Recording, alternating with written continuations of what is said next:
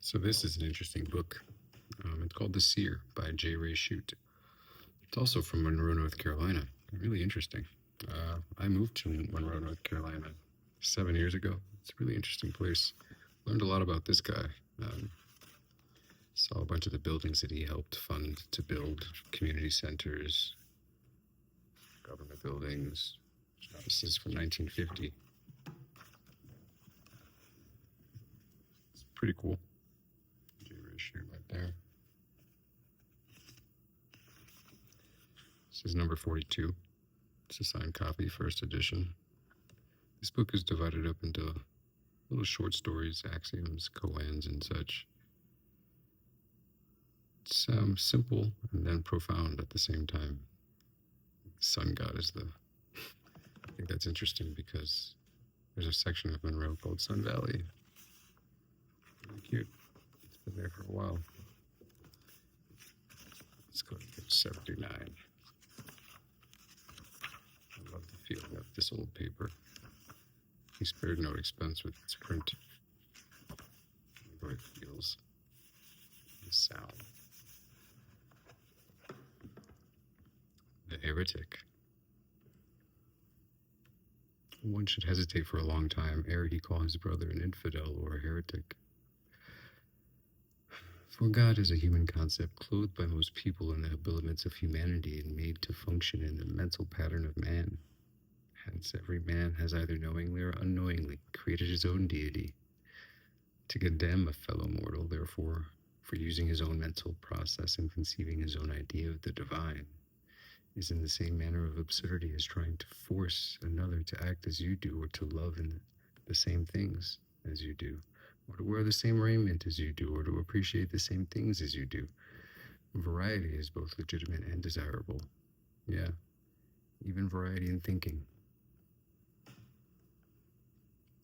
He who would force his own opinions, concepts, and beliefs on others is a bigot. He who would force upon others authority that is unacceptable is likewise a tyrant. And whether that authority be spoken or the written word, the church or the state, the priest or the dictator, a creed or a dream, be it ever remembered, such authority is evil. Mankind learns slowly, it is true, but at long last he has learned one thing. Man does not require authority for his religion if he makes.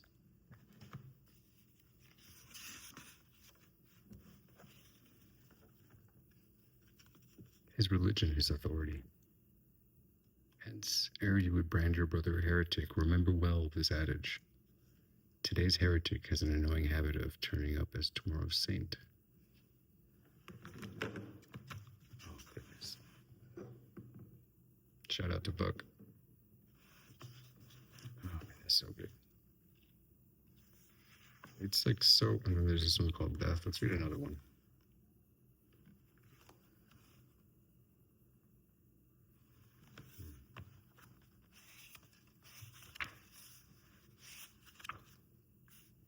Oh, values. Ahmed was the most admired and talked about young man in the village. He arose each day with the sun, worked furiously throughout the day, throughout the long day at his trade, and returned to his bed at dark. All and everyone pointed to him as the ideal worker. He would one day be a great and rich man, no less. But the years passed by in rapid succession, and the mighty strength that once was Ahmed's was diminished, and his eyes grew dim, and his voice trembled. His buried pots contained many pieces of gold, to be sure, but he was a poor man indeed. In front of his tent, no little children played. At sunset he could play upon no instrument, for he had not given no time to music in the days of his youth. He could tell the young ones no tales of faraway places, or of the hunt, or of his mighty deeds, for he had spent his years in hard work, neglecting even his education. And so Ahmed reflected in the sunset of his life as to what he had accomplished. True, his pots were filled with gold, but his life was completely empty, and the gold could not buy one commodity of which the aged one now dreamed. And even the sunset was golden. I love the multicultural approach J. Ray Shute used in his writings because it has Christian, Buddhist, even Islamic. So let's go to one. I think it's called The Idiot.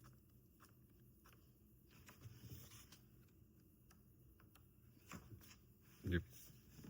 The Idiot. A goose watched the village idiot as he made his way through the group of playing children. Mogo, for what was the unfortunate so-called, seemed happy and carefree and at peace with the world. A beautiful flower would attract his attention for hours. A smile from a playing lad would produce a broad grin for Mogo. A crust of bread was deeply appreciated in the same manner as though a banquet had been spread. Money had no attraction for Mogo, and so far as was known, he had never been caught in a lie. But he was simple and could neither read nor write, nor indeed did he possess the power to reason as could other people. Yet withal Mogo was gay and without enemy so far as anyone knew. A goose gazed long at Mogo, and in his heart he knew that the idiot had much for which he should be thankful. A goose wondered if Mogo had not been strangely blessed by Allah. Some wisdom from the deep south of not deep south, but Monroe, North Carolina. Look up the history. And look up when this was made in 1950. Look what was going on in Monroe, North Carolina in 1950. He had a very nice multicultural approach during harsh times.